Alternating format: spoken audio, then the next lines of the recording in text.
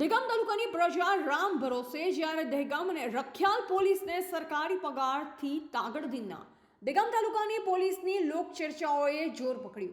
પાલતુ પ્રાણીઓની ચોરી થાય તો ગામના સરપંચના લેટરપેડ ઉપર લખાણ આપો તો ફરિયાદ દાખલ કરવામાં આવે તો શું ગામોમાં દેશી દારૂ તથા વિદેશી દારૂનું વેચાણ તથા દારૂની ભટ્ટીઓ ચલાવવા માટે કોઈ સરપંચ દ્વારા લેટરપેડ ઉપર લખાણ લેવામાં આવ્યું? પ્રાપ્ત માહિતી અનુસાર દહેગામ તાલુકાના ઘણા ગામો ઘણા સમયથી ભેંસ ગાય બકરાની ચોરીઓ થઈ રહી છે, તેમ છતાં પણ દહેગામ પોલીસ કે રખિયાલ પોલીસની આંખો ખુલતી નથી અને કોઈ કોલ કરે તો સરખો જવાબ પણ આપતી નથી। તો શું પોલીસને પગાર મોજ મસ્તી કરવા માટે સરકાર આપી રહી છે? અઠવાડિયામાં દહેગામ પોલીસ સ્ટેશનની હદમાંથી 3 ભેંસો ચોરી થઈ, જ્યારે રખિયાલ પોલીસ સ્ટેશનની હદમાંથી 13 બકરાની ચોરી થઈ હતી। તેમ છતાં પણ દહેગામ કે રખિયાલ પોલીસ સ્ટેશનમાં કોઈ ફરિયાદ લેવામાં આવી નથી। ગાય ભેંસ બકરા ચોરીનો કોઈ કેસ કેમ લેવામાં આવતો નથી?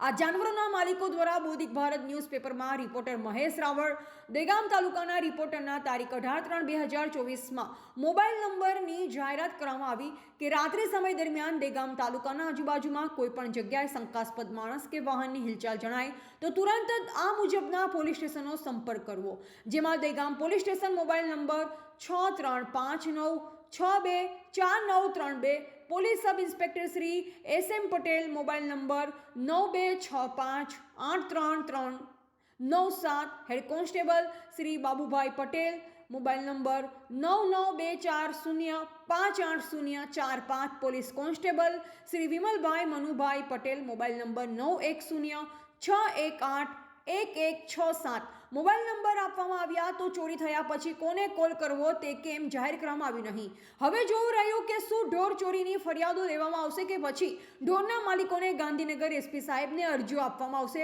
તે આગળના સમાચારમાં પ્રસિદ્ધ કરવામાં આવશે। સવારે જીતના જમાદારને જાણ કરતા એવું કીધું કે ભાઈ તમારા સરપંચને કહેજો, સરપંચ લેટર પેડ નાખશી તો અમે અરજી કરીશું, નકર અરજી કરશે નહીં।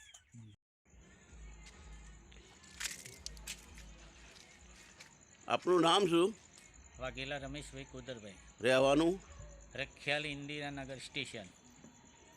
24/2 તમારા ત્યાં શું બનાવ બન્યો? 24/2 મારા ઘેર નાના મોટા 13 બકરાની ચોરી થઈ। એની તમે ફરિયાદ કરી? મારા પાસે એક પૂરા કાગળમાં જે બીટ જમાદારોએ હતી તે ફરિયાદ લખી અને એને કહ્યું કે ભાઈ અમે તમારા ઘેર પંચનામું તપાસમાં આવીશું। આજ દિન સુધી કોઈ આવ્યું નથી। ફરિયાદની કોપી તમને આપી? નથી આપી।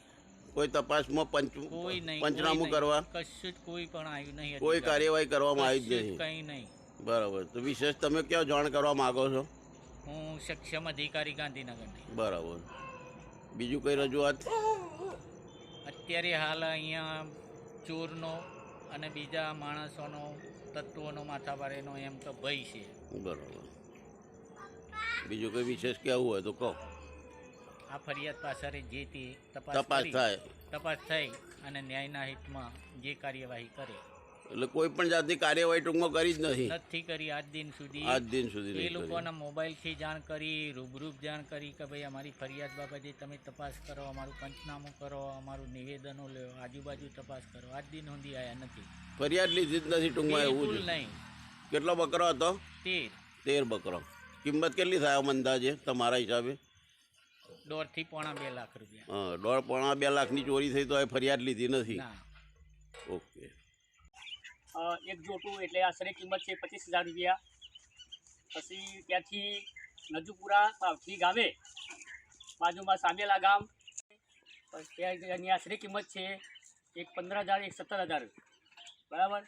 તે પછી અમને 3 વાગે જાણ થઈ એટલે અમે રોડ ઉપર આવ્યા પણ ગાડી નીકળી ગઈ હતી। પછી એની એક 15,000 અને એક 17,000 એમ 2 નંગ ભરાયા, બીજું નંગ બગાબેન ત્યાંથી ભરાયું।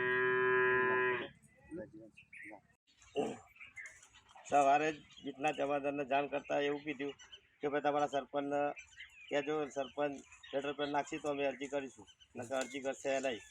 તો આ પંચાયતના સરપંચની જવાબદારી છે પોલીસ સ્ટેશન, તો પોલીસવાળાની જવાબદારી છે, બરાબર। તો પોલીસ આજ લગી આ બધા વિચારો લઈને ઊંઘે છે કે જાગે છે? દેવકાના મોરા રાતે અમે 12 વાગે આવીએ તો ગાડી ચેક કરે છે, તો આ ગાડી નીકળી ક્યાંથી? રિપોર્ટર દિનેશ ચંદ્ર શાહ, બૌદ્ધિક ભારત ન્યૂઝ, દહેગામ।